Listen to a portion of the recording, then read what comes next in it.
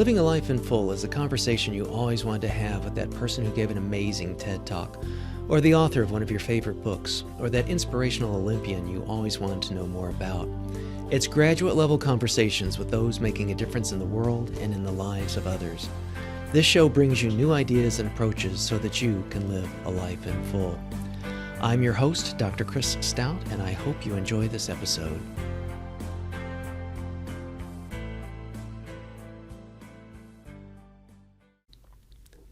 This episode is brought to you by the nonprofit I founded, the Center for Global Initiatives. The Center is an all-volunteer organization, so there are no salaries, and thus all tax-deductible donations can go to the work. While our key country partner is in Tanzania, our work is global and generally focused in the areas of education and healthcare. We also help others to get their nonprofits started or augment others' project-based initiatives. It's our goal to open-source humanitarian intervention and to help make it easier for others to do more good in the world. We are proud to have been ranked a great nonprofit every year since 2011 and to have achieved a platinum-level rating by GuideStar. Links in this episode's show notes will take you to published articles on our outcomes, a number of helpful tools, and downloadable resources, which are all free, always. Please visit us at centerforglobalinitiatives.org and be sure to watch our video at patreon.com/Dr. Chris Stout to learn more. Thanks. Welcome to another episode of Living Life in Full. I'm your host, Dr. Chris Stout. We all have an Everest. Even if you're not an alpinist or a mountaineer, we're all on individual journeys, facing ascents and descents as we strive toward our personal and professional peaks.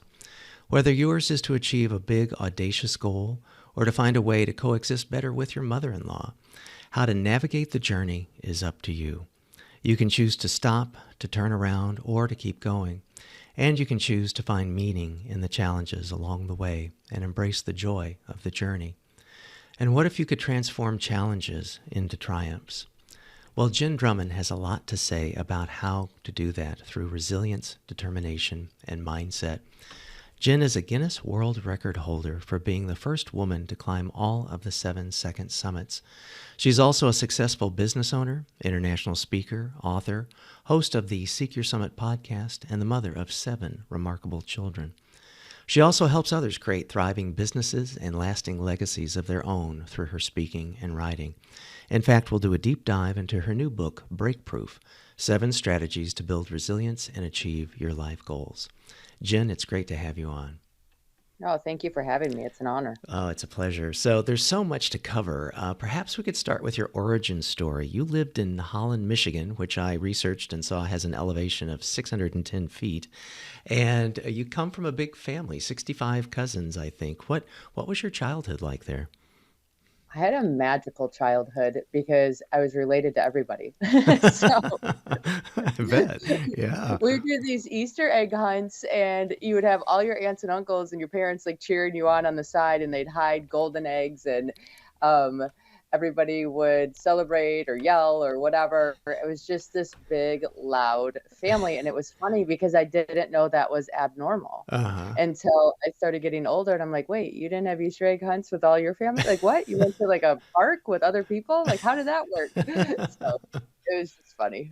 That's great. So then after high school, was it off to Dallas and SMU? Is that right? Do I have my facts straight? Yeah. Yep. Great. So in high school, Go Mustangs. Go Mustangs. Yep. I was an exchange student in high school, so I went to Sweden for a year, which probably, planted the travel bug for sure. Yeah. Because also I was like, oh, wow, there's a whole world out here besides my little bubble. Mm-hmm. When I came back, I went to SMU. I was planning on playing soccer.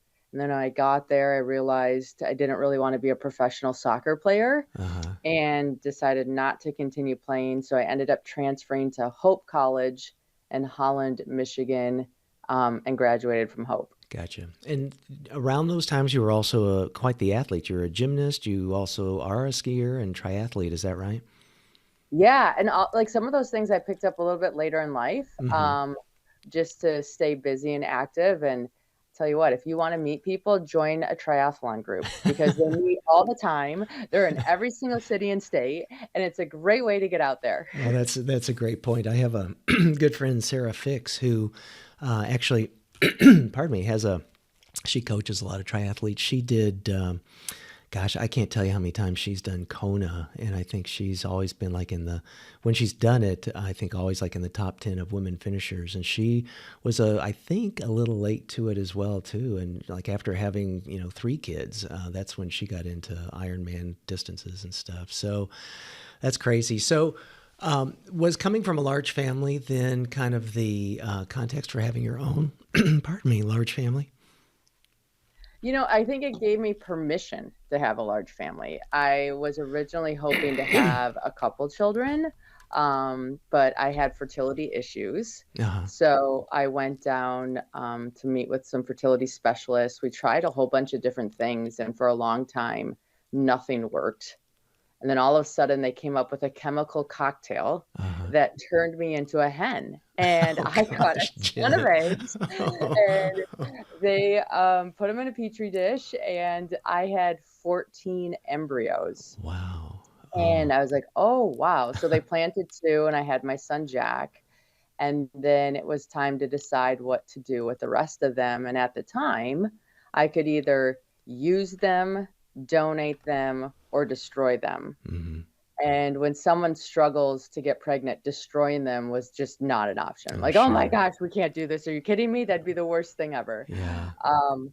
Donating them just felt like my whole life I'd wonder if I had a kid out there, right? Like, are you my kid? Are you my kid? Instead of, are you my mom? Are you my mom? The doctor. Right. And so I'm like, you know what? I'm just going to use them. And whatever happens, happens. And that's what's supposed to be. The doctors thought I would get 3 or 4 kids. I got 7, which is amazing. Yeah. And Yeah. actually, I'm very blessed and lucky because it's so much fun. Like so much more fun than I ever thought it would be. That's awesome. I've little excerpts and things that I've learned about that. It certainly is the case. I want to circle back to that as well too. So was this like in parallel with you starting your company? Was it like starting the family and company simultaneously, or kind of step us through what's the order of that and what was that like for you experientially? Yeah. Okay. So I was one of those kids that thought if I made a whole bunch of money, I wouldn't have problems in life. So I was definitely chasing careers that I knew were stronger financially. Mm-hmm. When I first went to college, I was studying pre-med. When I was in college and I was taking, I think it was biology, no, it was chemistry. It was my chemistry teacher. And I was struggling with some of the formulas or something. And he was the same teacher I had for a couple courses. And he pulled me aside and he's like, hey, Jen, he goes, I do think you could be a good doctor, but I want to ask you a couple questions. I'm like, okay. And he's like, hey, do you know anybody in your class? I'm like, yeah, no, I don't really know any of the kids in my class. He's like, do you know what the kids in your class normally do on the weekends? I'm like, no, I have no idea. He's like, they're at the library. Do you know where the library is on campus? And I'm like, yeah, I think I've been there. And he's like, all I'm saying is that this would be the next decade of your life, essentially, is spending time with people like this and studying in the library and blah, blah, blah, blah, blah. And he goes, I just don't think that fits your personality very well. So just think about it a little bit more. And I remember being so angry at first. I'm like, who are you telling me not to do something, blah, blah, blah, blah, right? Right. And I really enjoyed my business courses. I had a friend graduate ahead of me. He took a job in finance. And I remember him coming back to visit, and he's like, Jen, you need to get into finance. He goes, you are so expensive, and this is going to teach you how to work with money. So even if you don't like this field, you're going to have skills for life. I'm like, okay, cool. Let's do finance. And so I flipped over to finance and got into investing, which thank God, I learned the time value of money and all those different little things early on. Right. And I hated the career at first because I showed up to the first day of my job. I graduated from college a year early. Because my friend's like, hey, they're going to hire people right now. You should just graduate. So I went to the registrar at school, and he's like, yeah, you actually have enough credits. You just have to take a couple this summer. I go to my parents. I'm like, hey, I think I can graduate in 3 years instead of 4. I'm like, okay, well, if you do whatever job you take, you need to stay at it for a year, because otherwise you're going to look like this young college kid that can't make their mind up. Mm. I'm like, oh, that's fine. I got a job. I can stay at this job for a year. No big deal. Mm-hmm. I show up to the job and I'm like, hi, I'm Jen. I'm the new financial advisor. And the receptionist was like, oh, hi, Jen. She's like, okay, over here in the corner is a telephone and a phone book. And she's like, Oh. here you go. I'm like, oh, no, I'm not call center. I'm a financial advisor. He's like, sweetheart, you have to build your book of business. You're going to use the phone. I'm like, what? Why did I not ask any of those questions in the interview? And so for my first 3 weeks on the job, I mean, I went home every day sobbing. I'd never heard the word no so many times before. I remember calling college and being like, hey, this is Jen. I just graduated. I was kidding. I want to come back. And they're like, hi, like the semester started. You can't Oh. just come back in. Oh. Like, like you're graduated. And I'm like, oh my gosh. And calling my parents was not an option. Like, I'm like, I will die before Right. I call my parents before my 365 days is up. So when you have those, and it's kind of one of those lessons you learn, right? When you have restrictions, Mm-hmm. you have to get creative and play within the lines that you have. And we played all the games where you put up a mirror and smiled at yourself. So you were smiling and dialing. I brought in one of these little guns that had a sponge ball at the end of it. Uh-huh. So then you'd shoot it, but the ball wouldn't go that far because it was stuck to the little thing by a string. Uh-huh. And so anytime somebody was rude to me, I'd pretend shoot them. So then I got ahead of the game again, and like all that stuff. And Wow. the thing about finance and dialing is that it's a numbers game. Mm-hmm. So you learn how to become unemotional in the situation, Mm-hmm. just do the thing and realize, hey, every 100 dials, I'm actually going to make like $1,000. That's not the end of the world. Mm-hmm. And so then you start looking at it like that, and then you start collecting and you get ahead, and all of a sudden I was doing really well. And I decided to start my own financial firm. Uh-huh. So, and then once that got up and running, my goal was to be a stay-at-home mom. So I started hiring myself out of roles so that I could do the motherhood journey. And Brilliant. yeah. So then, were there any, had you had any kids yet at that point in time when you said, okay, now motherhood's kind of my next phase and I need to kind of tap the brakes on the business part and get that to take care of itself? As a financial planner, you become very planned in I things. bet, sure. Yeah, So yeah. I'm like, okay, well, here's when June, so 2006, I had my first son. Uh-huh. And I still worked through that because having one child is like having an accessory. You just have a purse that you bring everywhere. And that's how it felt for me. Uh-huh. Then I added number 2, which Joe came in 2008. I was like, oh, wow, this is a lot busier than it was with just one. So It's sort of, it doesn't just double, it's like somewhat quasi-exponential. So I can't imagine yeah, 7. I'm like, so. this is not a +1. Yeah. So then I realized, okay, now I have to start like shifting. And that's kind of when things started to hire stuff for people. And then I wasn't really working that much at all. And I had the kids, my kids were born from 2006 to 2012. Okay. So very tight in years. Mm-hmm. And about like 13 or 14, I was like, man, this mom stuff is a lot of work without a lot. I mean, it was satisfying, but you don't get it's a long-term endurance game. Mm-hmm. It's not these like little sprints that it's, hey, I did this and 10 weeks later I have a paycheck. Right. It's, hey, I did this and I don't know if it's going to work and I'm going to find out in 25 years. So it was, we'll see. Wow. I ended up moving with the kids to Park City, Utah in 2015. Uh-huh. We lived in Michigan prior, and there just wasn't enough outdoor time. Like winters in Michigan are pretty harsh. Yeah. Having that many boys stuck in a house for that many days in a row just wasn't good for any of us. Right. We had gone skiing in Park City, and they have, these gorgeous sunny days all winter long. They plow the soccer fields and everything, so you can still have soccer practice in January, or you can go ski on the hill, or, all these things. I'm like, we are moving. Yeah, this Like is good. this is a way better lifestyle than what I was doing before. So Gotcha. relocated in 2015. 2007, 16, 17. I just remember feeling a little guilty that I wasn't like ecstatic that I was a stay-at-home mom. Hmm. I'm like, man, everybody wants to do this, and I'm kind of spinning my wheels a little bit. I don't really love going into classrooms and helping kids with glue projects. And I'm definitely not that mom that has the holiday sweater with matching socks and hair ties. you, So you I do don't know not if I strike me as that kind of yeah, I'm like, stereotype. no. And I'm like, I'm glad there's those women. I mean, amen. Like, I love you. You and your Pinterest is fantastic. It is just not me. And I just was like, okay, well, I'm just going to like wait till these kids get to college and then I'll get back to me. And that was like the story that I sold myself on. I'm like, this is just a season. It will be fine. I'll get back to me. Just hold tight and make it happen. Gotcha.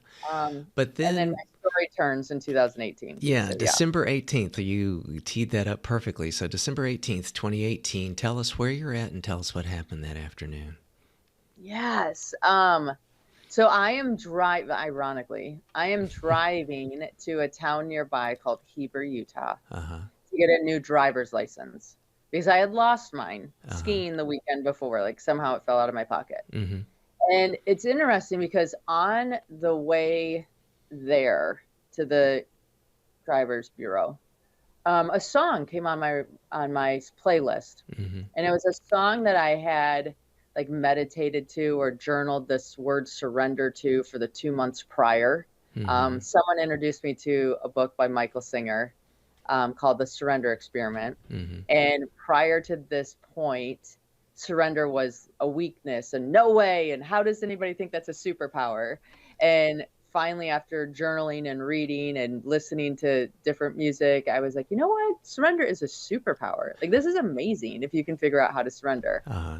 I bring that up because it's interesting. I like heard this song on the radio. I'm like, if I died someday, this is a song that I want to have played at my funeral. Hmm. I go to the DMV, I get my license, I drive home, Oh, boy. I get into a car accident where I run into a semi truck that wasn't going speed. I went to get into the fast lane. He bumped over at the same time a little bit. My passenger side hit the rear bumper of his second trailer. Uh-huh. And I started going end over end. So I went end over end 3 times. Oh, Jenn. Lost that momentum and then rolled probably 10 to 12 times sideways. And thank goodness this is going up a hill versus down a hill because then the momentum would have continued. Sure. So I was like losing momentum. And the second the car hit the semi, I was like, if I surrender, I'll survive.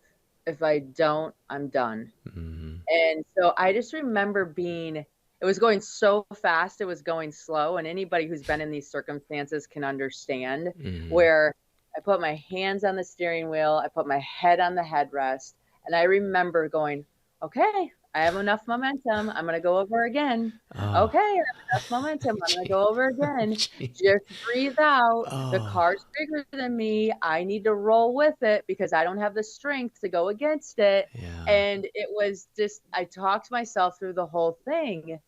And when I was hanging upside down in the median, and things started to, everything was slow. And then all of a sudden you hear sound returning. It sounds distant at first, but then it starts getting loud. And there's a guy that came running to the car. And he's like, are you okay? Are you okay? Are you okay? And I could hear him, but I wasn't registering what he was saying. And then he peeled back the windshield because it was shattered. And he caught eyes. And he looked at me and he goes, are you okay? And I remember thinking, based on your facial expression, I am not. So I am going to close my eyes. Oh, golly. And so I closed my eyes and I wiggled my fingers and toes. And I remember saying out loud, I can feel my fingers and toes. I can feel my fingers and toes. And then the guy said, you're going to be okay. Wow. And I'm like, okay. So I sat there and he's like, we're not moving you because we don't know what's going on. Wait till the ambulance comes. Smart. Yeah. So the ambulance came. I went to the hospital to get checked over. I came home the same day. I remember walking into my house, and it's a moment I'll never forget. I shut the door behind me and I just stood there for a second. And I could hear the kids screaming, like Right. someone had rollerblades on, Yeah. right? Was running around Typical the home house. chaos, right? Typical home chaos. Yeah. There's pizza on the kitchen counter, like just all the things. It was a Hmm. total, chaotic moment. And I was never so grateful. I'm like, I love this This is sound. so great. I love this mess. This is perfect. Why Yeah. did I ever care about it before? And the crazy thing is Christmas was the next week. It was a week exactly for Christmas. Uh-huh. And my kids were opening Christmas presents. And I remember my oldest saying, Mom, you're not chasing us with the garbage bag. What's going on? And I'm like, I know, I think that mom died. This mom is Yeah. just sitting here being like, I love this mess and this chaos, and it is just beautiful. And I don't need to be picking up wrapping paper before it hits the floor. Wow. So did the kid? I mean, I know you had injuries. Did the kids like notice that when you got back home, or the kids say, "Hey, Mom, where's the car?" How did you break the news to them, and what was that? What was their reactions like?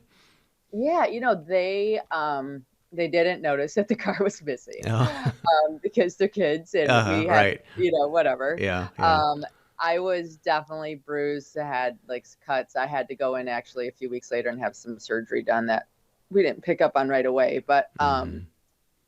they don't know. Yeah. I mean, in their mind, they bang their little monster trucks together and everything works Yeah. out. So that's what That's mom did, that's. right? Oh gosh. Wow. Yeah. Well, could you I just imagine too, Jen, if you like one of the kids or some of the kids would have been with you that day? Like, Oh, I'd oh be in a loony bin. gosh, I mean, there'd yeah, be 0 question, and that's the other, it's life just happens for you. yeah, I know we hear it, like, but when you actually live it and you observe it, you're like, "It truly yeah. happens for me," and I remember, like, "Oh, I'm gonna take 2 of them with me, and we'll go to lunch," and for some reason, they're like, "I don't wanna go," and I'm like, Hmm. "I don't have the energy to fight, so you're Yeah, gonna stay. yeah, I'll hurry, and I'll be back," and yeah, yeah, so yeah. Gosh, wow. thank God. Whew. Well, I want to go heavy into climbing and do a deep dive into your book.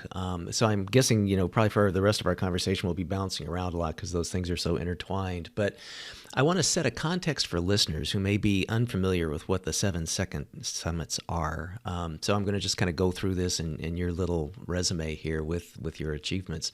So achieving this is considered more difficult challenge than the 7 summits, which is the highest peak on each continent. And the group that includes Everest and Denali that probably people are, very familiar with. Very few male climbers have completed the 7-second summits, and until no woman had ever done so. So again, brava with that. So, and help fact check me here. So last year, I believe, on June 1st, you set a world record as the first and only woman to ever accomplish this feat with your successful summit of Mount Logan. And your campaign began on December 16th, kind of interesting, almost 2 years to the day, December 16th, 2020, of that accident, with Ojos del Salido in Chile, and then Mount Kenya in Africa, February 2021. Gorka Dek Tau, I think, if I'm pronouncing that right, in September 2021. Mount Tyree in January 2022. K2, which I want to also do a deep dive on, in July 2022. And Mount Townsend in November 2022. So did I get my facts straight? Is my research square on all You that, Jen? did, you Okay, did, good. well done. Gosh, man, it makes me just be hypothermic just reading about all those things. So, yeah, I don't know if you know, but I've done 3 of the 7 summits and a bunch of stuff, kind of elsewhere in Sri Lanka and the United States and Canada and whatnot. So I have deep respect for any and all of these kinds of things. It's just really pretty amazing. So, and I wish, people that maybe aren't alpinists or mountaineers or haven't spent time at altitude or in these kinds of circumstances, I really want to emphasize that this is an amazing accomplishment. And I know, like, just when I put the years in there too. I mean, like, to do, 3, including K2 in 2022, all in one year. It's good because you're kind of probably in shape. Maybe you have some leftover, acclimatization, so to speak, to deal with altitude. But just that, the hecticness of going through and getting to these places. I mean, none of them are, just, you drive to in an afternoon. So anyway, deep respect. I think that is just really awesome. So. I know there's kind of a cute story about one of your sons kind of encouraging you with you initially, I believe, started to just do Ama de Blanc for your 40th birthday, and you'd already done a little bit of climbing. You'd done the Tetons, I think, in 2016. But tell us maybe what the Ama de Blanc and what your son said to you that kind of got you on this trajectory with the 7 second summits. Yeah. So here I am. I'm alive after this car wreck. And 2019 becomes this year of the bucket list because I'm no longer afraid of what other people will think. For some reason, like when that like come to Jesus talk happened with myself in 2018 in the car wreck, I realized everybody that I value opinions of is going to die at the same time I am. Right? Like we're all in the same era. So why would I want to live my life restricted by things that they're suggesting or society's imprinting? So 2019 was this year of the bucket list. What do I want to see? What do I want to experience? What do I want to do? Everything's on the table. There's nothing that I can't like put on this list. And on the list was climb a mountain. So in 2020, I was turning 40. I'm like, you know what? I'm going to climb a mountain for my 40th birthday and launch this next decade of life and blah, blah, blah, blah, blah. And Ama de Blanc was the mountain. We go back to the beginning of 2020. We can all remember a great thing called COVID. Yeah. Yep. And so I was not going to be climbing anywhere anytime soon. And in fact, I was homeschooling 7 amazing humans. And so one day, one of my little guys was struggling with his math homework. And I'm doing that parent pep talk. We do hard things. You've got this, blah, blah, blah, blah, blah. And as kids do, they talk back. And this particular son says, Mom, if we do hard things, why are you climbing a mountain called I'm a Dumb Blonde instead of a real mountain like Mount Everest? And I'm sitting there thinking, I'm a dumb blonde. I'm a dumb blonde. Ama de Blanc, honey, not I'm a dumb blonde. I love that. Finish your homework. We'll look at Everest. I was like, that little, right? Like, are you kidding me right now? And I think that's like how life works, right? It's funny. Like we make it serious. Like life is funny. My kid heard Ama de Blanc as I'm a dumb blonde and told everybody that I was climbing a mountain called I'm a dumb blonde. So we looked at Everest and I called the coach and the coach is like, oh yeah, I can get you ready. I'm like, you know what? I'm going to climb Everest and I'm going to show my son that whatever our Everest is, we're capable of summiting. Wow. So yeah, so that, like, why not? Again, perfect timing for the mood that I was in and the things that was going on. I'm like, Everest sounds fantastic. Away from my family for 3 weeks. Perfect. I'm in. There's side benefits here. Yeah. I have been with these children 24/7 for days on end, and I don't even know if I like them anymore. So here we are. Oh, that's funny. And I have to say too, I made a clipping, but kind of in my little clip kit of notes for us to talk about. I had pulled this from tail end of last year. There's an article in Wall Street Journal it was entitled Mount Everest is on Thin Ice. And let me just grab this clip here. It said that, I thought this was just awful, that 18 people have died on the mountain this year, meaning 2023, according to the Himalayan database, making it the deadliest stretch in Everest's history. And I think everyone has... Any listener, has a understanding and respect for, what the challenge of Everest is. I think sometimes people, like with Krakauer's, Into Thin Air and movies and things along those lines, kind of maybe trivialize it, or everyone getting stuck at the Hillary Step, and just kind of everyone making it a bucket list vacation kind of thing. But to have this deep respect for what the mountains can do and for what that kind of challenge can do. And then also, just the fact that Also, this article goes on to talk about how climate change is making things so unstable, and I think it's making, a variety of climbs. K2, which we'll talk about, is just the death mountain, really. But I think that again, back to you, Jen, is like, I think I'll just my training mountain will be Everest. And it's sort of, and it doesn't even count towards this eventual 7-second summits in a sense. I mean, it's good training, but oh my gosh, so maybe let's. I want to talk about Everest. I want to talk about all your climbing, but before we do you have a favorite expedition or a favorite mountain? Would Everest be it, or what's on your top 5 list, so to speak, or your number one, your greatest hit for an expedition that you've been on that's gone well? Yeah.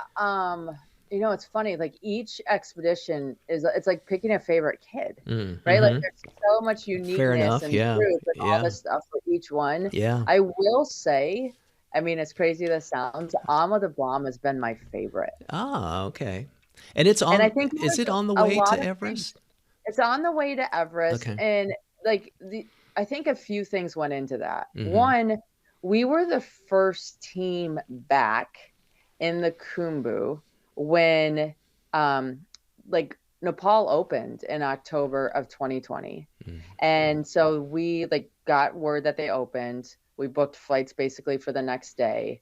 We had to go through bazillions of COVID tests. They kept us in Kathmandu for a week, making sure that we still tested negative every single day. Wow. And then we flew there. I mean, they were super cautious, which I totally respect because, there's no cars in the Khumbu. There's no medical facilities, right? So it's a big deal if something got into there. Yeah. And when we came through there, we were the first foreigners that any of these people had seen in forever. Wow. Right? So all of a sudden for them, they had tourists coming in all the time, blah, blah, blah, blah, blah. And then it shut down and there was no one.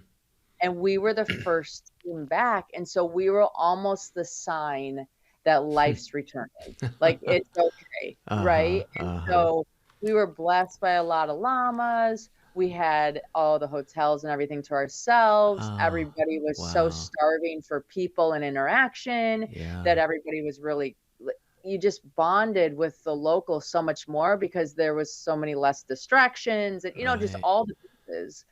And then when we were on Ama de Blanc, it was only us. There's nobody else there. Wow. And so you have this pristine, magical, glorious environment that is only for you. Yeah, what a rarity. You're right. And I mean, I'm brand new to climbing, so I had no clue that this was this normal. is a big deal. I'm like, oh, you guys, no wonder why people love this. This is magic. Are you kidding me? Awesome. Oh, gosh. I would soon find out 9 months later on Everest that is not the case. The place is crazy. There's tons going on. You have your own little village, blah, blah, blah, blah, blah. Yeah. But that climb was so special. And it's kind of like your first one that's a big deal. Right.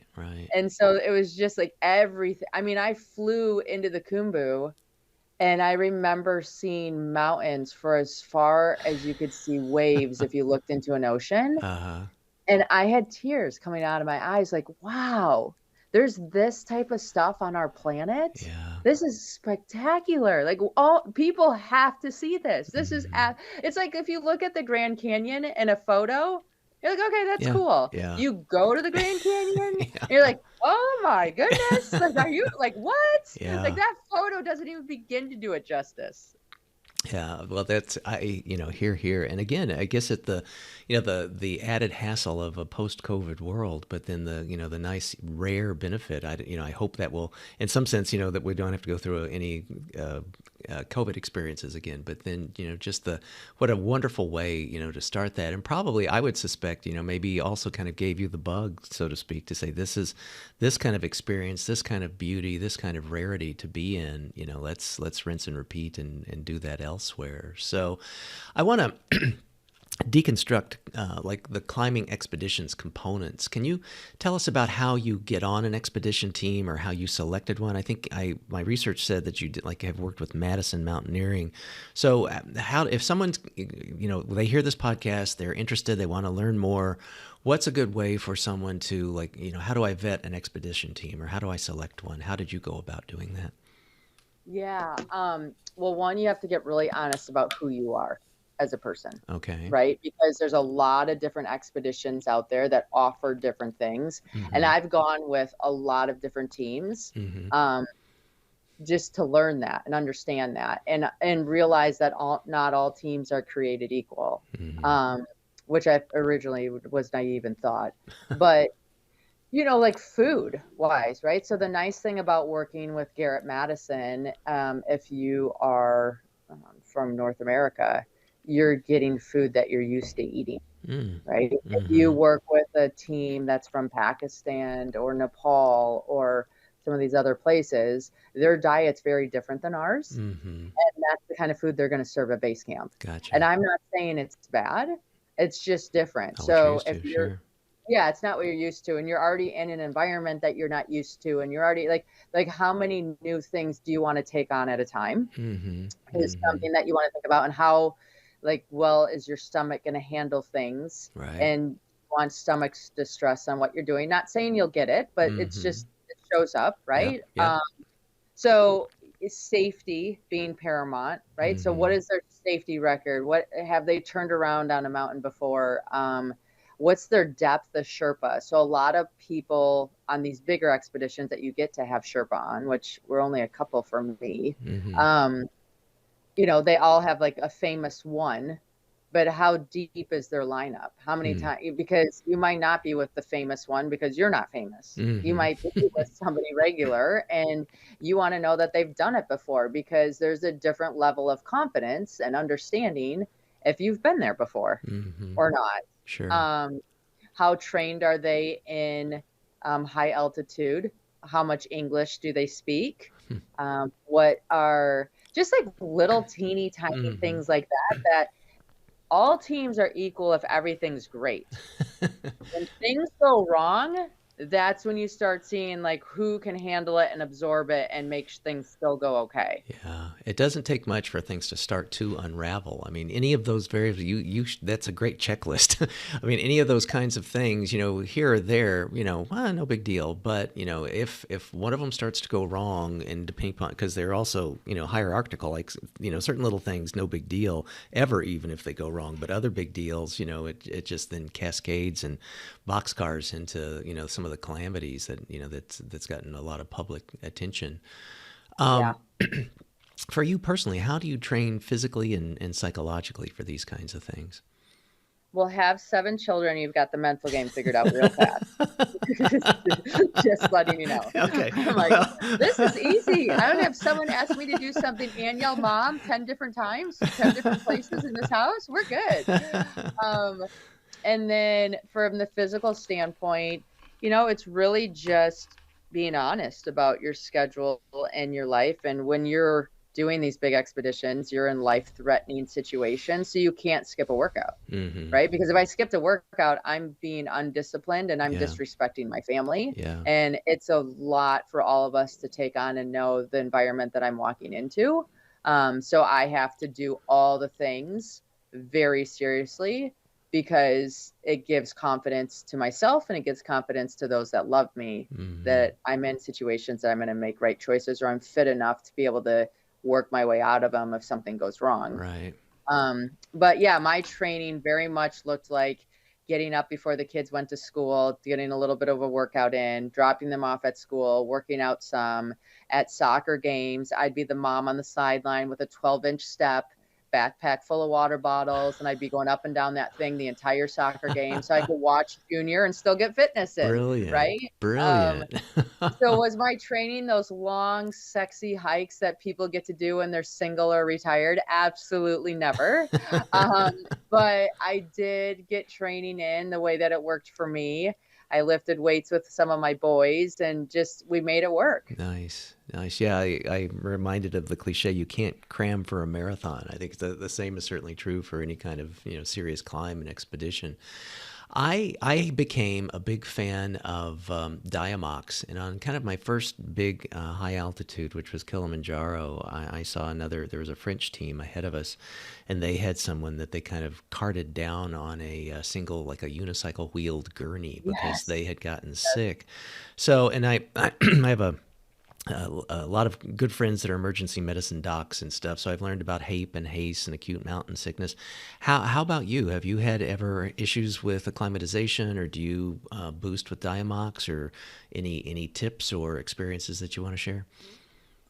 Yeah, so I have not played. I did Tiamox once because I had a headache and I woke up the next day with a headache and I realized I'm allergic to it. So if you have a Oh, shellfish allergy, really? you cannot do Diamox. Wow. Yeah, and so I do acclimatize pretty easily. Good. Once I started understanding the symptoms and everything else like that, Mm-hmm. I realized I wasn't struggling at the time that I took the Diamox, but the Diamox sent me into a different level. Mm-hmm. Um, but yeah, no, I do bring dexamethasone, Uh-huh. which is a steroid. So if something were to happen, I could start taking that. I just did Kilimanjaro with my 3 oldest sons last month. Oh, wonderful. Oh, good. Yeah, and I brought all those drugs just in case, but Mm-hmm. I didn't let any them take them at all. Yeah. Um, Good. and they all did fine. Good. So I do feel like if you are paying attention and you're going at a pace that works for your body, you can do it without them because there's side effects to those, right? They make Mm-hmm. you go to the bathroom a lot. Yep. They, Yep. all the retained water, blah, blah, blah, blah, blah. Yep. So I always feel it's best to go without unless you have to. Right. And then bringing something that if something goes wrong, you have you can kind of feel the shock to your system. It was interesting. There was on Everest, one of the helicopter pilots flew us somewhere for something. Mm-hmm. And I asked them, I'm like, what advice do you have being the person that pulls people out of here if there's a problem? Mm-hmm.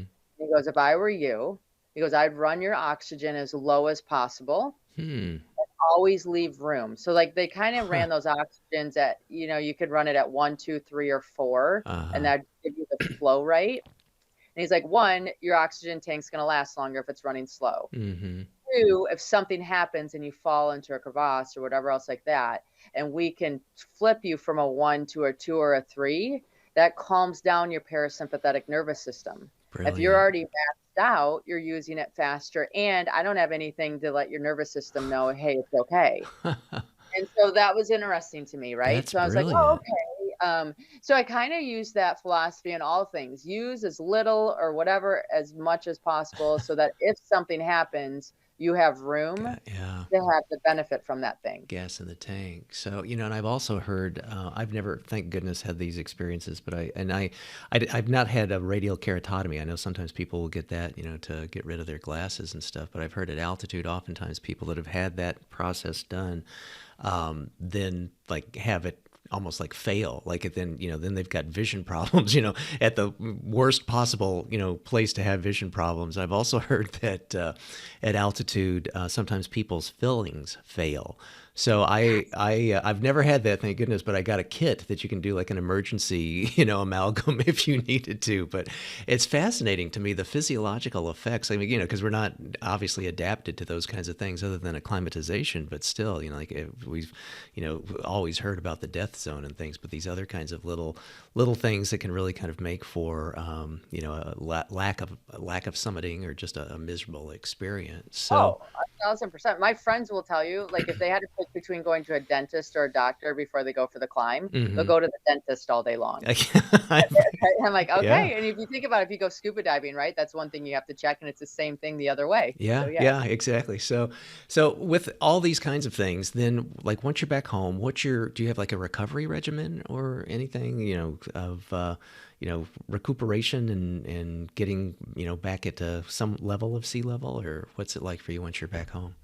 We feel like $1,000,000 when you're Yeah, back home. that's Like, oh true. my gosh, there's so much oxygen. You guys, you have no idea. I'm swimming in oxygen and I'm just standing here. Um, so it's kind of and it's funny because when you first come back, when on an expedition, you normally lose a little bit of weight. Right. Then when you come back home, you actually gain a little bit extra because your Hmm. body's like, oh wow, we're back to normal, and then you level out a few weeks later. Hmm. But I always thought that was interesting. I was using one mountain to help me get ready for the next mountain to help me get ready for the next mountain. Yeah. So I would normally come home and take 2 weeks off, and do nothing, or, yoga or Pilates or whatever I felt like doing. And then I would start ramping up training again. And I always did training and periodization plans. So it would be like depending on how far the next mountain was, it'd be like 6 weeks, and we would ramp up in the middle, then ramp down, and then have a week off. And then we'd do the next 6 weeks and kind of do something similar. And that has just boosted my foundational fitness and then allows me to work on specific things for the specific climb coming up. I love that. And you've stayed pretty injury-free, is that right? I have. That's awesome. Good, but yeah, no, I've had no works. injury problems. Yeah. Well, I think having that kind of regimen and that kind of discipline, as you've described, I think goes a long way. I mean, it's not, it's a great insurance policy to, help mitigate that, or even if there was, that you can get, kind of bounce back and get going. So, speaking of your boys going on the Kilimanjaro trip, was that your idea? Was that a training thing? Was that their idea? Mom, you get to climb, we want to climb now with you, or tell us what cued that up and what that experience was like. Well, it would depend on when you asked them if it was my idea or their idea. Okay. Okay. Fair enough. At first it was, Mom, you climbed all these mountains. We really want to do one with you. And I'm like, okay, well, I'm going to take you to do Kilimanjaro. I haven't done it yet myself. And I know there's not a lot of, there's no risk really, except for acclimatization. So it's a safe one to take your kids on. And it's a big experience. And so it's getting closer to go. And then, of course, all my kids' friends are going to Mexico for spring break, and the typical high school Mexico spring break. Right. So like, we don't want to go climb. We want to go to Mexico with our friends. I'm like, you're not. So we're going to Kilimanjaro. So we went. We did the 7-day route just because I wanted to give us the best chance of succeeding. Well, and you want them to have a good experience too. It's like, yeah, they may not grind as hard as their mother does. Right. They're like, okay, now we know why Mom's such an animal. Yeah, like, exactly. But they the first day they hated it. Right, the first day is pretty hard. The second day they're like, oh, this is okay. The third day they're like, why don't we have Wi-Fi? The fourth day we were like, I don't know, Mom, this stuff's forever. I'm sick of this. Da da da da da.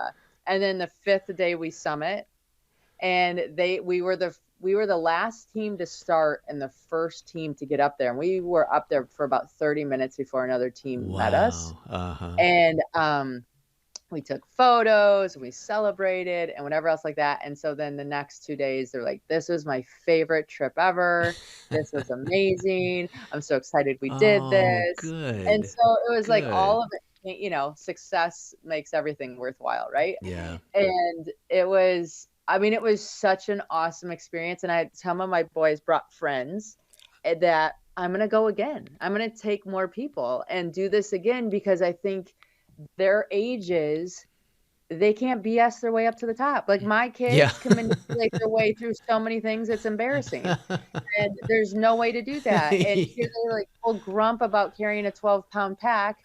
And then they've got a guy in Crocs carrying a 45-pound pack, singing songs and excited about life. Right. And it just puts so much in perspective. Even one of my boys was like, Mom, if these guys could work at Panda Express and they'd be so happy. No one's happy in their jobs in the United States at any place we go to. I'm like, I know. It was just like so good for them to witness and experience the power of enthusiasm, the power of endurance, like just all the things. Like you cannot teach the lessons they learn in a week that easily unless you have an environment like that. Exactly. Oh, yeah. And all those little interstitial kinds of things that they notice, and the 180-degree turnaround from, crabby pants to, being big, enthusiastic, now we're climbers. So I had, we have 2 children.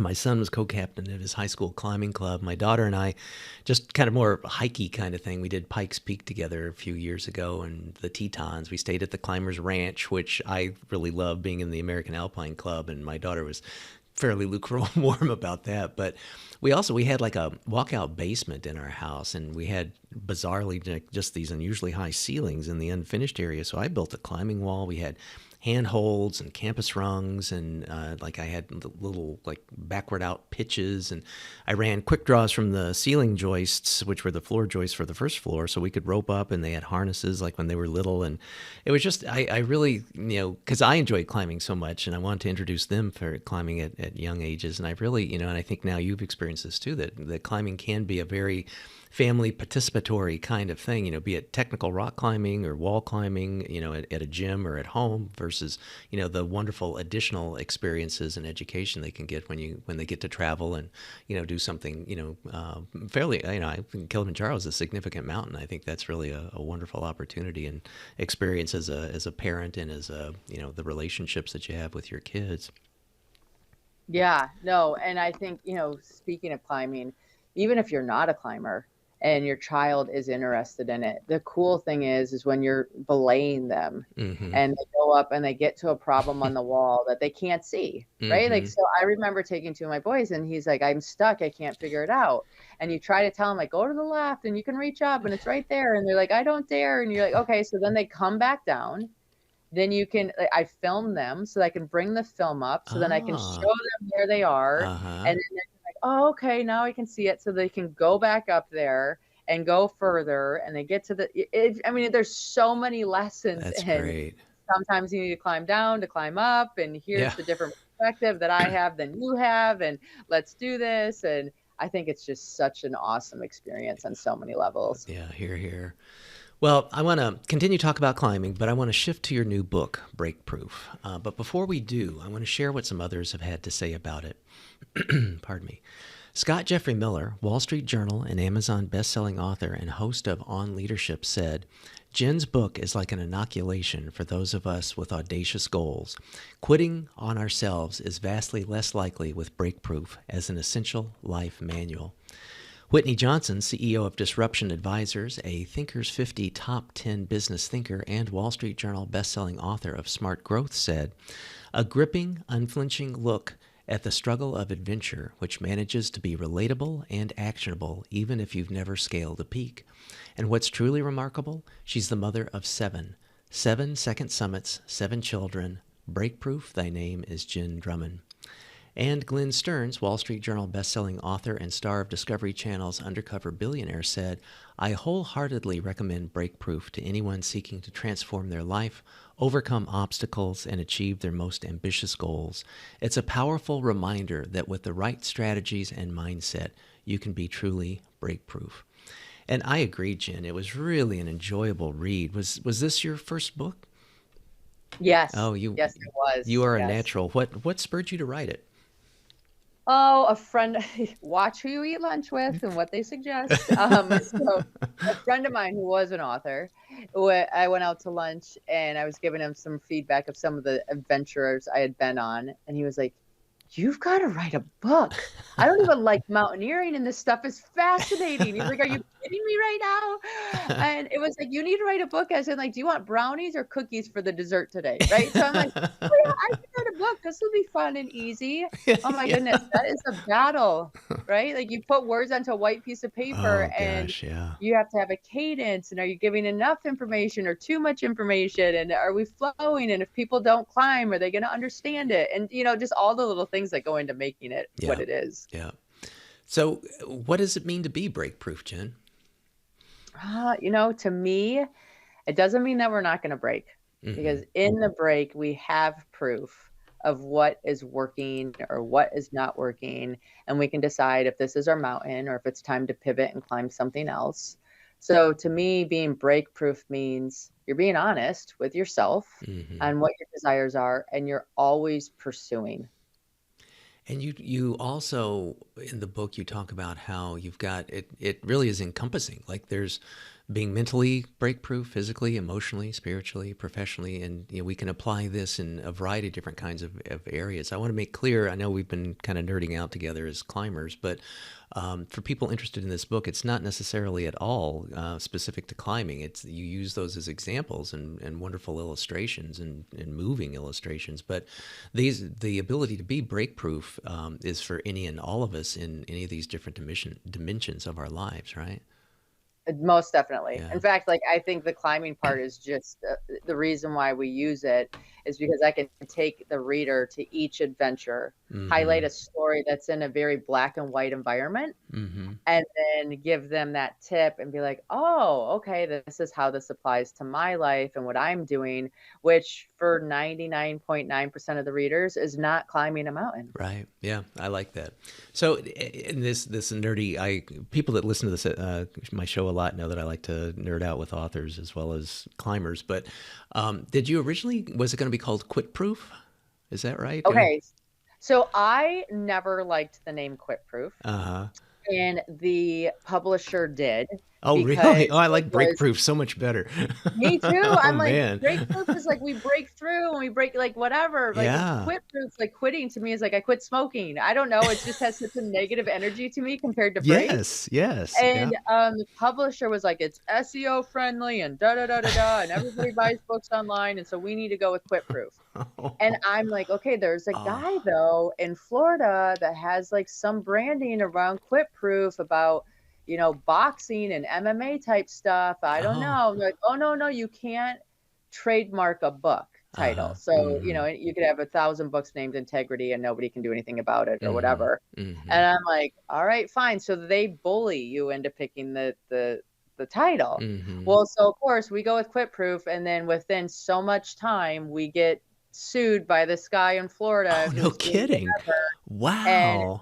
I know, and the publisher's like, well, we don't want to fight it even though we'd win. So now we'll go back to break proof. Oh. And I'm like, see, you just gotta stay Yeah, with what just you think is right and just wait it out because you will win, friends. yeah, You will win. that is wild. I published a book a while back in the early days. I've written a lot, and it was called From the Other Side of the Couch. And I had interviewed, people may know, a psychologist, and I had interviewed a number of psychologists and psychiatrists for it to kind of get, the background. What's it like to be on the other side of the couch? And not from the patient perspective, but from the provider perspective. And that book came out. Did pretty good. And then probably about 3-4 years later, I saw this thing and it said From the Other Side of the Couch. And I thought, oh, this is cool. Something's picked up about it, or, there's some kind of, additional press or something on it. And I look and it's by like Joe Blow. And I'm like, wait a minute. And I contacted my publisher and they said, yeah, they said what you said. It's like, oh, you can't really trademark or, copyright a book and title or whatever. So they were not willing to, go after this or anything. So I'm glad to hear that yours turned out with such a nice way to do that. It is interesting to see that is a possibility to go after somebody with it. So did you have an agent, or how'd you pick your publisher? How'd you shop the manuscript? Maybe just a little bit more of the mechanics, the authorship mechanics behind it. Yeah, so I had a literary agent, and we were looking at different ways of doing the book, Uh, and we went with Mango Publishing. And the main reason why we went with Mango is because they could turn it around so fast. mm-hmm. And I wanted to play off the momentum of setting the world record and having those pieces go, Sure. where like Simon and Schuster and some of the other brands were 2 years out Oh before yeah. it would hit. Yep. And Yep. I'm using the book to get on speaking stages and share my message that way. So the sooner that I could get it out, the better off I was. Mm-hmm. So that's one of the big reasons that we went with Mango. They have a big online presence and do a lot of stuff that way too. And since that's how most things are purchased, it felt like it made the most sense. Oh, that's brilliant. That's good. And you're absolutely right. I mean, I've done a lot of stuff with Wiley and Prager and ABC Cilio and stuff, or Clio rather, and yeah, it's just like it's like the writing of the book almost is shorter than the publishing of the book. So that's a good tactic. That's a good strategy. I like that. So I want to dive into the book. There's some chapters that I want to kind of unpack and have you, kind of help and share with our audience. And in chapter 2, you talk about the concept of quit versus stop, and that really resonated with me. Could you unpack that for listeners? Yes. So, here's the thing. If we give ourselves permission to stop something, then we might be willing to take on more things. I was one of those people where it's like, if I'm going to do something, I'm doing it to the end. Mm-hmm. Well, after my car accident, I'm like, life's too short to spend time doing things I don't like. So Mm-hmm. never mind that philosophy anymore. Uh-huh. I'm going to do things until I feel they're not right. And I'll give a perfect example. I went on a private plane shopping with one of my friends once. Uh-huh. I was like, oh my gosh, why would I not do this always? This is amazing. TSA is quick. We can leave and take off whenever we want. Like all the beautiful aspects of it. Uh-huh. And so I came back from that trip and I called a pilot and I started taking pilot lessons. Oh. And I go and I realized like how much time you spend planning your crash. Oh. Okay, like you literally, like you're up in the air and you're like, oh wow, this is a pretty view. And then that thought is gone. And then you're checking every single gadget on the dashboard to make sure it's functioning the way that it's supposed to. And then you're scouting the entire scenery that if all H broke loose right now, this is where I'd safely land this plane. And then you're like, oh, for 2 seconds, oh wow, this is a really pretty view. And then you're doing that whole routine again. Yeah. And the only thing you practice when becoming a pilot is how to crash, like how to land and like survive a crash. Oh, golly. And so I would come home and now all of a sudden, instead of like looking at my entire environment, I'd be like scanning my environment for problems. Okay, having 7 children, there's endless problems. It is not a great lens to use to come home with. And so I'm like, but I said I was going to do this, so I'm going to stick with it. So I stick with it, and it's like time to take the final exam. And my instructor says, hey, Jen, you need to call the insurance company and let them know. So I call my insurance company. And my premium is like 10x what it was before. I'm like, what are you talking about? They're like, oh yeah, this is like everybody died. Like, I'm like, what? And I said, you know what? Between me like having the attitude I have when I come out of this program and I can't like switch my brain that fast, the amount of premium increase I have, and then the idea that I went into it with, like, I'm going to save my family so much time and so much whatever because we're going to just fly private down to Florida instead of whatever. I took my 2 of my children once on like a test flight to fly over our house because I thought they'd think that was really cool. It was not cool. They wanted to know why they didn't have snacks, where their TV was, and once we got up in the air, they wondered where the bathroom was. I'm like, there's none of those things on this plane. Just look and appreciate where we're at, right? And I'm like, I can't fly and parent. And there's like this is right. Like none of it was working out like as I originally envisioned, like Kokomo plane, me having like, I thought it was this, it was not what it was. And so I stopped. And I stopped because it didn't make sense. And I didn't stop and like sit on my couch and be grouchy and complain and do nothing. I just used that time and energy towards something else that made more sense. But I wouldn't have known if I didn't, kind of flip over the rock and find out. Yeah. And so I think it's really important for us to realize we know in the heart of our hearts whether we're stopping or quitting. And I think quitting's bad and stopping is 100% beautiful. I love that. That needs to be bumper stickers. That's excellent. In chapter 3, you introduce the concept of dying by living. What do you mean by that? Dying by living. I feel like there's so many of us that just go through the motions in life and never really live, right? Like we're following these external cues, like this is what it should look like, or this is how it should feel. And then all of a sudden you arrive to that place and you're like, what? This is it? Are you sure? Like, come on. And so to me, like if we really keep in perspective that every day we're dying, it really changes the game on how you live. Because, hey, if I only have this much time left to be on this planet and do this thing, maybe it's supposed to be a little more fun, right? And what can I do in this moment to add a little bit more fun or joy in my life and not take things so seriously or spend so much time doing things that don't fulfill me? That's good. I've heard sometimes people refer to that as just sort of like sleepwalking through life. That we just kind of get set in our ruts and we just kind of, continue on. And I think I'm going to get the cliche, the quote wrong, but they said the only difference between a rut and a grave is the length and the depth, so, and I think, and that's why it's so appropriate to have you on a show called Living a Life in Full, because I think you're, really kind of the poster child for being able to do that in a variety of, professional, athletic, familial, different kinds of ways. You also, we've discussed so far in this conversation as well, too, about how the generalizability of climbing to life, and there's good metaphors and examples and things that you used in the book. One of the things that you wrote was that climbing is the laboratory of my experience, and thus, a great metaphor to be able to learn. Could you say more about how that fits for you and how that might fit for others? And they've read the book and they're trying to apply this in their their daily lives and how they structure things for themselves. Yeah. I think one of the biggest lessons I took away from this climbing thing is big mountains take big teams. Mm-hmm. So big goals, big pursuits, big ideas takes a big team to make it happen. And I think so often we think, oh, I have this huge vision, I need to do it myself. Mm-hmm. Zero humans do it themselves, like 0.0. So anytime I'm feeling overwhelmed or exhausted, or I start trying to negotiate with myself, I'm like, oh, I was being crazy, I just really want this. Now I pause and I say, no, I don't know if negotiating with myself is the best first step.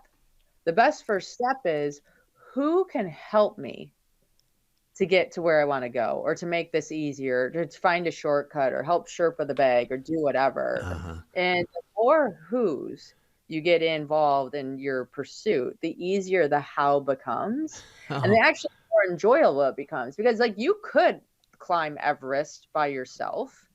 It would take forever and be crazy, Mm-hmm. but you could do it. It's been done, Mm-hmm. right? There's been smaller teams that do it. Right. But because there's the icefall doctors, and there's actually a doctor at base camp, and you have chefs, and you have Sherpa, and you have a rope setting team, and you have all these different players. Mm-hmm. When I get to climb Everest, it gets to kind of be fun because I don't have to think of every single detail, every single scenario, every single everything. There's people that take care of that, so I can do this piece. That's great. And, I think that applies to all of our goals. Big mountains take big teams. That's good.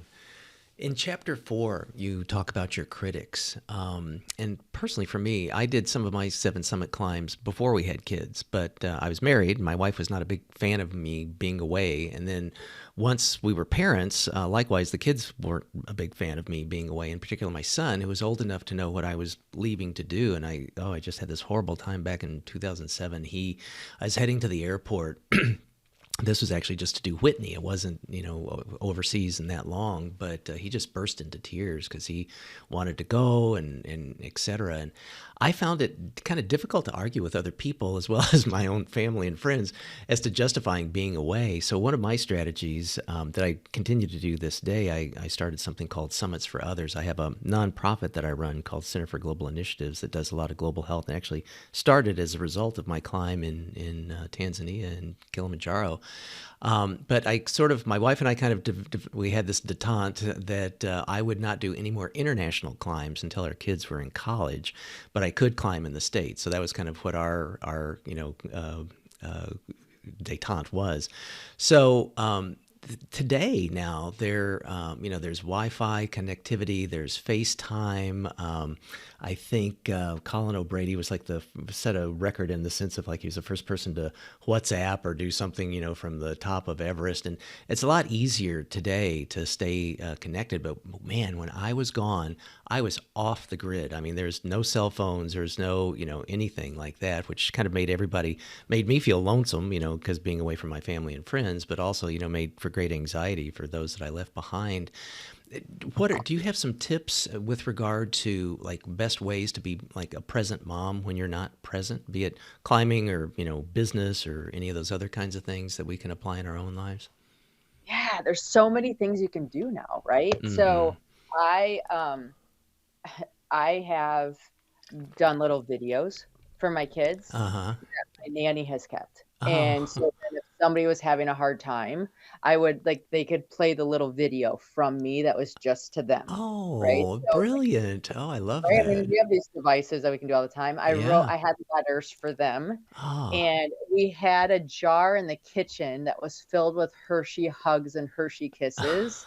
And it's the only time that they were allowed to have candy whenever they wanted. And it was one kiss equaled 1 million of them in real life, right? And so, that's it's wonderful. the silliest little thing. I love that. But they loved that. And then, I do have the Garmin tracker, so I can text them. I have the sat phone, so I can call them. Nice. At, Everest Base Camp, I could Zoom call from base camp, right? So technology has definitely shortened that That's gap of great. distance. Yeah, it makes me feel like Methuselah or something. I mean, I just remember it was sort of like the good and the bad. It was back in the day. It was sort of like when I would go for a climb in the '90s in Africa.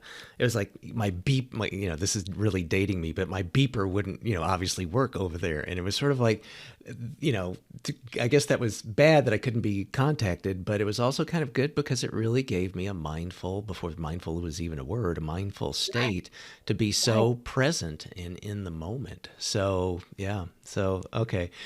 Well, from Hershey Kisses and those little videos and stuff, I want to talk about chapter 6. I'm going to tee up K2 for us. But as a background, it's the second highest peak in the world, but it's also the deadliest. As of 2018, according to my research, 23% of people who had attempted to summit K2 had died. However, only a few hundred summit attempts have been made on K2, as opposed to over 6,000 on Everest, which has a fatality rate of 4%, which isn't anything to write home about, but still, compared to K2 at 23 is quite drastically different. So maybe you could tell us about your K2 experience and maybe start with what it's just like getting there. Yeah, so K2 is not awesome to get to. Yeah. I mean, Can I if you're one quote of you those on people where, that? yeah, just letting everybody Yeah, know. yeah. So on Everest, you get to go to all these little tea houses and you have like running water and someone's making you food and you're like, oh, this is so cute. On K2, you are in the middle of nowhere. You're actually like in between an unsafe war zone. Right. So like if they want to send a helicopter, they have to send two of them because one's a dummy and Wow. all the things. Yep. And you have to set up your tent every day and take it down and melt water and like all the things. So it's just difficult to get to the base camp of K2. Mm-hmm. The culture is very different than Nepal, right? You have a Mm-hmm. Muslim-based culture versus a Hindu Buddhist-based culture. Mm-hmm. So that plays into things too energetically, I feel. And K2 is like, if I had to compare the two mountains, Everest is like your happy grandma. And so because, I mean, it's huge. It's like unapologetic, but it's very loving. Uh-huh. And you get to K2 and it's like angry grandpa, right? And so it's just jagged and sharp and it's very steep. And I mean, it's crazy when you're climbing a thing because you're almost playing Frogger with these little teeny tiny rocks that are falling from above.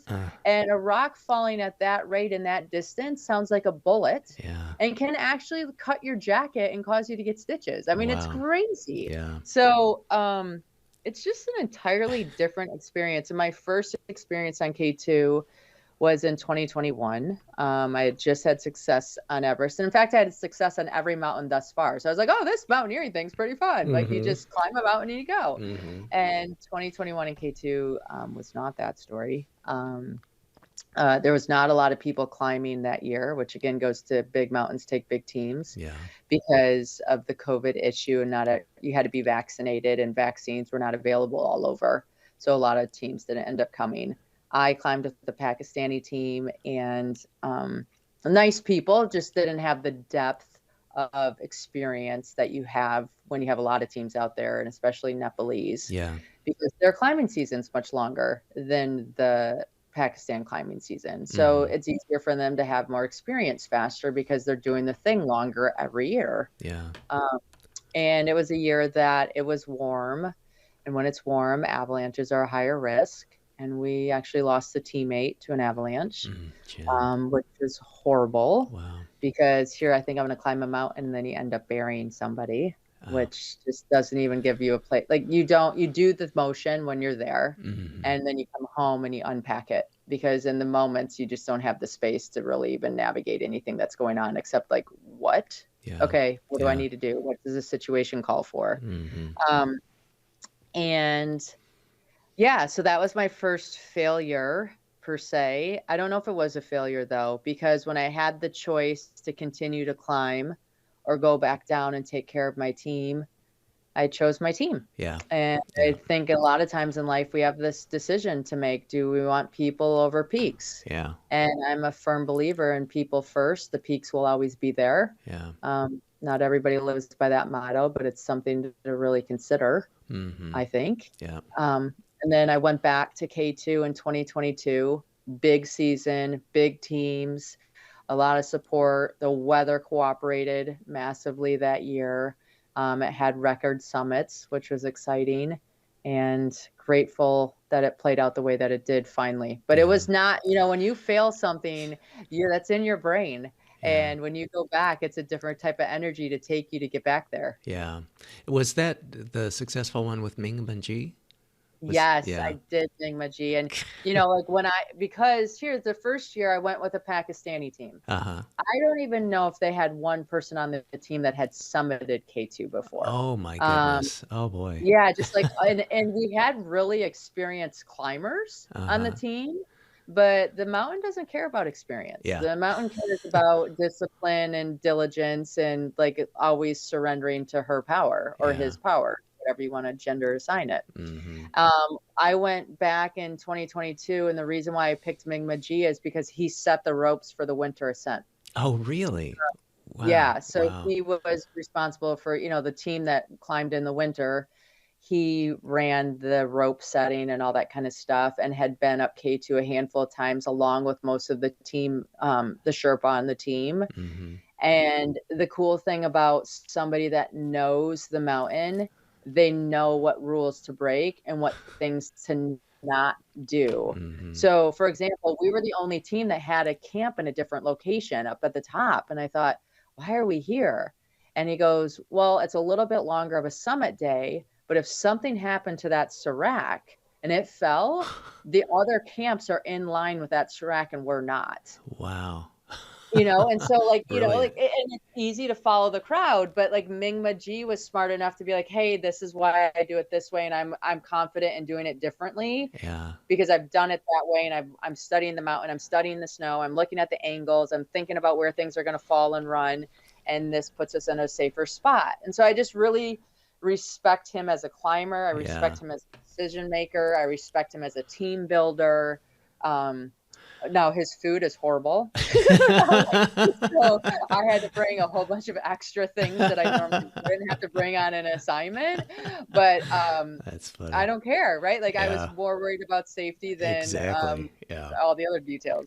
So you had talked earlier about like having, kind of the superstar guides go with, the superstar climbers. So how did you, by virtue of your resume, so to speak, your climbing resume, is that how you got connected with Mingmaji? And maybe also, well, I want you to answer that question, but for people that don't know who Mingmaji is, could you also give a quick little bio sketch of who he is and his what he's been able to do, and then how you guys got connected? Yeah, so I had done, so I did my first climbs with Garrett Madison. Absolutely love him. And he is fantastic human to work with, has fantastic crew. He definitely pampers and babies his clients more, which pay for it, enjoy it, like by all means. And as I started getting more confident in my skills and ability, I was willing to work with some other teams and just learn different ways of doing things. Not better, not worse, just different perspectives. So I did Mount Everest with NIMS and Elite Expeditions. And so then that introduced me to more of the Nepalese guys, and you kind of got to know everybody. You just get to meet different people, and it's such a sport that it's fun to get to know other teams and different ways of things. And so I knew NIMS. NIMS trusted Mingmaji with his life, so why wouldn't I trust Mingmaji with mine? And I called Mingmaji, and I had already built myself a pretty good reputation in the space of being a strong, fit climber. So it was, I had choices. That's nice. Wow. Right. And who I wanted to go with. And that's important. Like if you show up and you're the pain in the butt client that's crying and needs everybody to wipe their buns, you're not going to have choices when you want to do other mountains. But if you're somebody that takes care of their stuff and is respectful to everybody on the team and is a good human, you can climb with anybody you want. Yeah. Yeah. And he's like, what all has he done? I mean, he's like kind of. I mean, he has so many records. It's like I can't even begin to. I know. I'll he climbs them without oxygen and with oxygen, and like a lot of even stuff. More so, which is impressive, is like I love it. Like people like NIMS who have done amazing things, but I love even more people who empower others to do amazing things. Yeah. And I would say Mingmaji is amazing at that. Yeah, he's Not quite. only his accomplishments, but what he's supported others in their accomplishments. Yeah, I mean, he's kind of like almost like the poster boy for the Nepalese Sherpa Yes, community and families and things yes, too, and yes.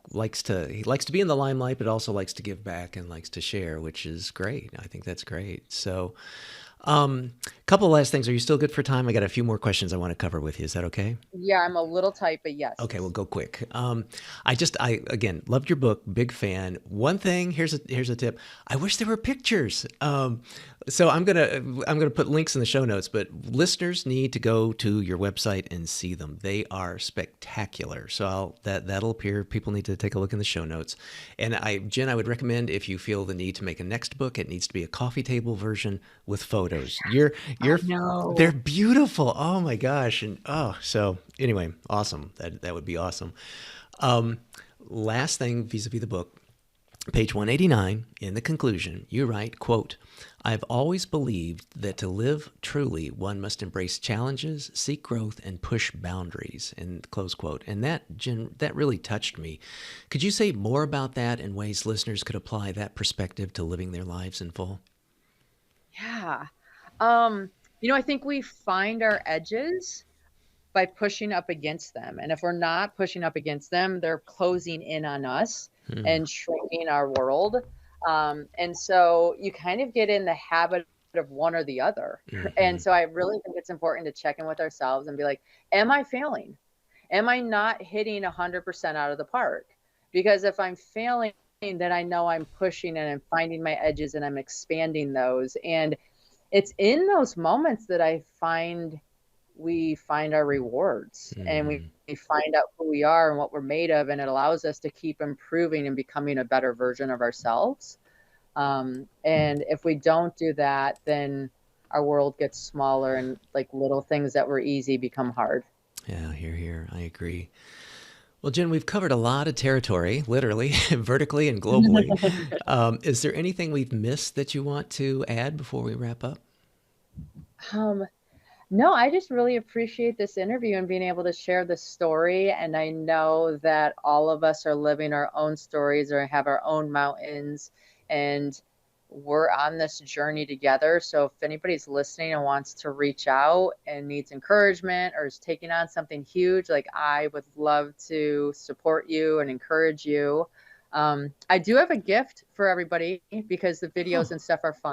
If people want to text the word Everest to the number 33777, you will get a video clip of the Milky Way galaxy going over Everest Base Camp.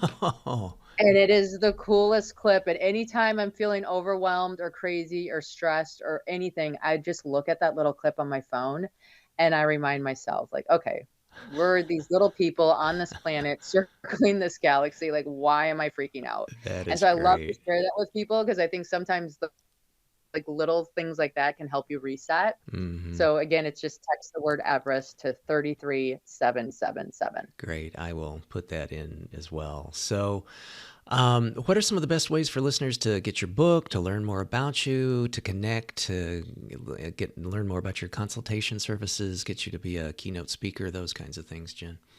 Yeah, check out my website, jenndrummond.com, and that will have all of my social media handles so you can figure out your platform of choice and reach out and say hi. Great. I'm active on LinkedIn and Instagram for the most part. Okay, super. I will get those in the show notes. So, oh my gosh. Jen, I just want to congratulate you on all of your amazing accomplishments, your wonderful family. This has been a treat. Your book was just such a joy to go through. You are truly an inspiration, and I appreciate you making the time to be able to have a wonderful conversation today. Well, thank you for the opportunity.